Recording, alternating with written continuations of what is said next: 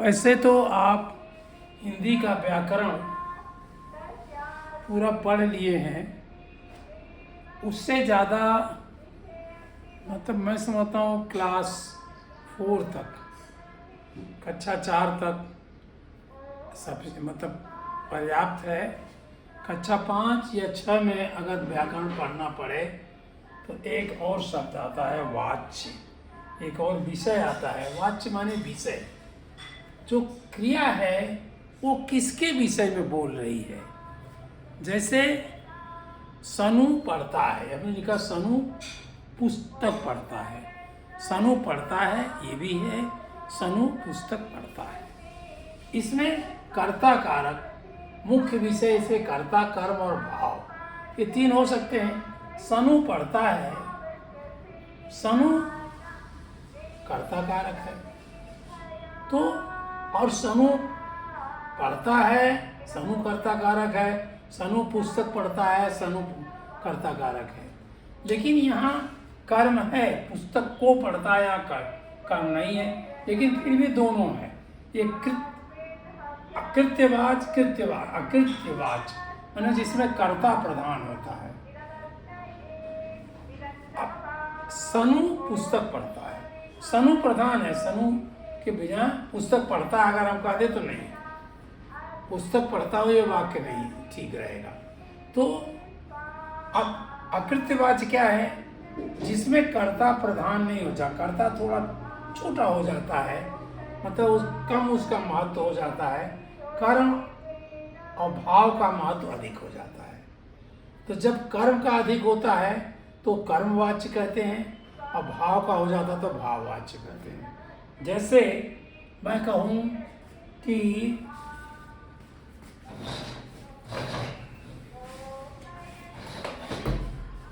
थक जाता हूँ, मैं कहूँ कि अकृत्यवाच में मैं कहूँ सोनिया से गीत गाया गया। ये गीत शब्द जो है, सोनिया ने गीत गाया, ये कर्तवाच्य है। अकृत्यवाच्य ये सोनिया से गीत, सोनिया द्वारा गीत गाया गया। सोनिया यहाँ कर्ण कारक में आ गई, कर्म खत्म हो गया उसका, सोनिया द्वारा गीत गाया गया, ये कर्म, इसमें गीत प्रधान हो गया। देखिए गीत को ज़्यादा इम्पोर्टेंट दे रहे हैं हम, तो गीत गाया। सोनिया भावुक है, भावुक है, ये हमने भावुक पर ज़्यादा जोर दिया तो भाववाचक हो गए। तो ये हमारे प्रकार हैं, लेकिन आप जिनको मैं पढ़ा रहा हूँ अभी उस वाच्य पर न जाएं, और आगे भी कई और चीज़ें आएंगी। जैसे विशेषण है तो उन दोनों अलग अलग विशेषण, क्रिया का विशेषण है, संज्ञा सर्वनाम का तो आपने पढ़ लिया था, अब क्रिया के भी विशेषण होते हैं, वो उसे भी मुझे बताना है कि, लेकिन इसमें नहीं आएगा। इससे मुख्य विषय क्या है, कर्ता मुख्य है या कर्म मुख्य है, भाव मुख्य। इसलिए आपके विश्लेषण में इनका नहीं आना है, लेकिन थोड़ी सा समय बचा था तो मैंने सोचा आपको ये बता दूं कि मुख्य विषय क्या है, कर्ता है, कर्म है या भाव। कर्तवाचक वो है जिसे कर्ता प्रधान है, और ये दोनों प्रधान है तो अकृत्यवाच्य है। अकृत्य देखिए ये कैसे लिखा गया है, ये री वाला है, ये र, मतलब ता पर दोनों मात्राएं हैं। अकृत्य कैसे हुआ, देखिए अकृत्य, तो आपने लिखा ही, या कृत्य ही हुआ, देखिए का, ये लिखा का, आपने फिर ता, ये बनाया, ये अतृत्य वाच्य।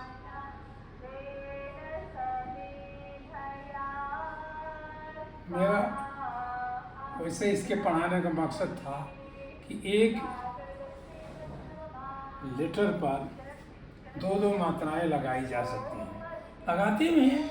जैसे आपने क्रिया कहा, क्रिया देखिए इसमें भी दोनों हैं, ये हमने की भी र की भी लगाई, लेकिन ये तो हैं दो दो हैं, और ये ऐसे का एक क्रिया, ये भी हुआ।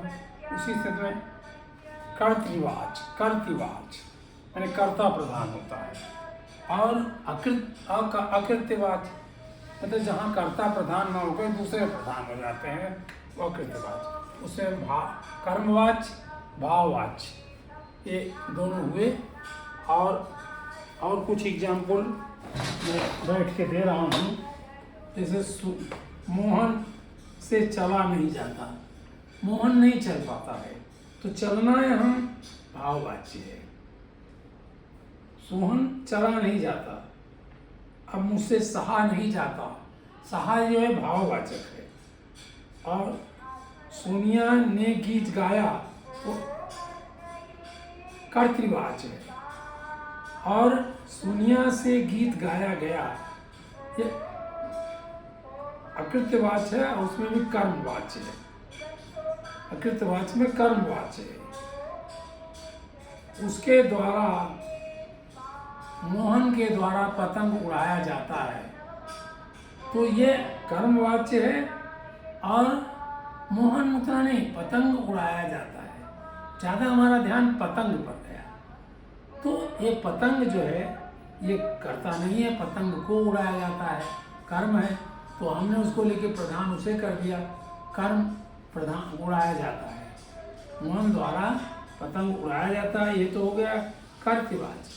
पतंग उड़ाया जाता है ये हुआ कर्मवाच। ये थोड़े से 5-10 मिनट के ये थे हमारे, और हम आगे इसको एक बार रिपीट कराएंगे आप लोगों को। संज्ञा कौन सी होती है? संज्ञा जिसको आप मतलब छूने का अभ्यास को करते हो कि हम छू भी सकते हैं, हालांकि सबको आप नहीं छू पाओगे, लेकिन एक लगता है कि आँख में आती है कि कौन सी चीज़ होगी, तो ये संज्ञा के जातिवाचक, व्यक्तिवाचक, भाववाचक ये संज्ञाएं हैं। संज्ञा की जगह आता है सर्वनाम, ये भी हम रिपीट करेंगे। फिर हम विशेषण को रिपीट करेंगे। अब मुख्य विषय को आप अभी अपने आप दोहरा लीजिए, मैं भी दोहराऊंगा, मैं भी रिपीट करूंगा, ताकि हम एक अगला शब्द आएंगे पद परिचय। पद परिचय माने हर शब्द का हम इंट्रोडक्शन देंगे, पद परिचय कराएंगे। तो ये लाइन जैसे कहते हैं हम, राम वन को जाते हैं, राम राम राम पढ़ता है। तो राम किसी लड़के का नाम है, भगवान का नाम नहीं होता, पढ़ता है।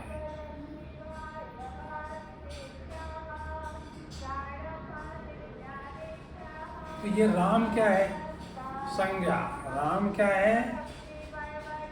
राम को लिखा कि राम का हमने यहाँ परिचय दिया, ये संज्ञा है। संज्ञा, और कौन सी संज्ञा है? संज्ञा, और फिर उसके लिख दिया व्यक्तिवाचक, व्यक्तिवाचक संज्ञा है।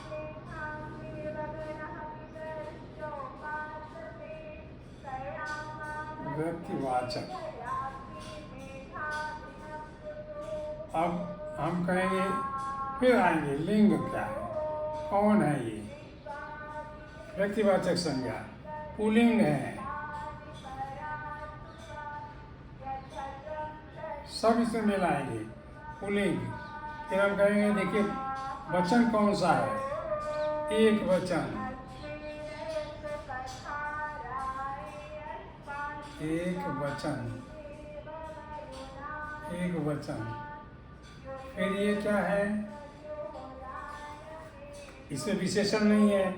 अब आया कारक, कर्ता कारक, क्योंकि विशेषण नहीं था, कर्ता कारक।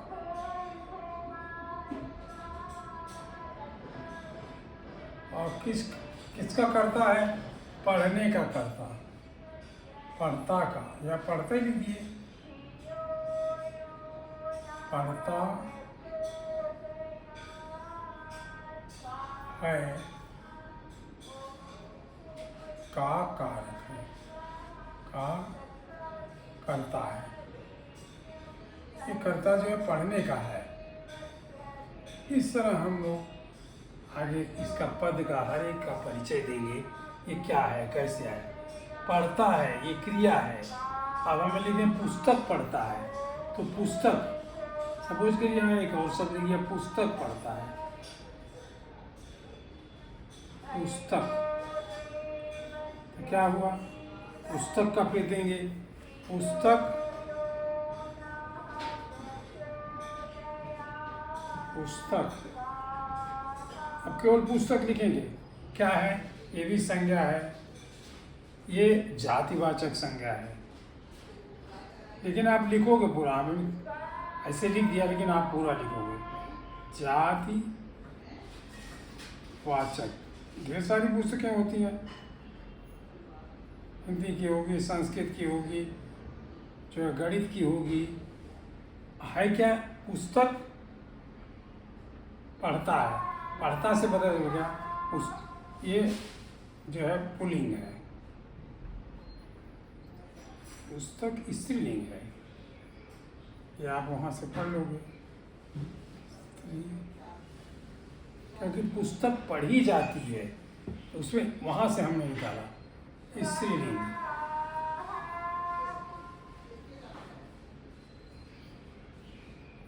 और वचन क्या है, एक वचन वही जो ऊपर था। और ये क्या है, कर्म कारक है। पुस्तक को पढ़ता है, कर्म कारक, कर्म कारक। और किसका कर्म है, पढ़ने का कर्म है। पढ़ने पढ़ता है का कर्म है।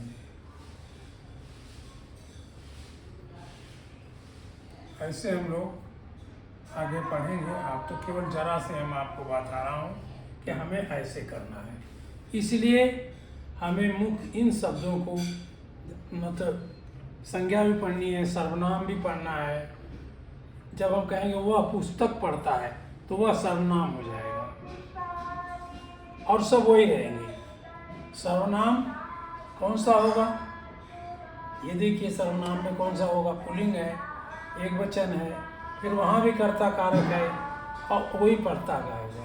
तो इस तरह हमें करना है। अभी मैं इस विषय पर बहुत नहीं जा रहा हूँ, आपको केवल ये मुझे अभी कहना था कि आप इसका एक बार रिपीटिशन करिए। संज्ञा, सर्वनाम, विशेषण, क्रिया, कारक, सब चीज़ों को एक बार आप विश्लेषण करिए, एक बार फिर से दोहराइए ताकि हम पद परिचय पर आ सकें। इसका नाम है पद परिचय। पद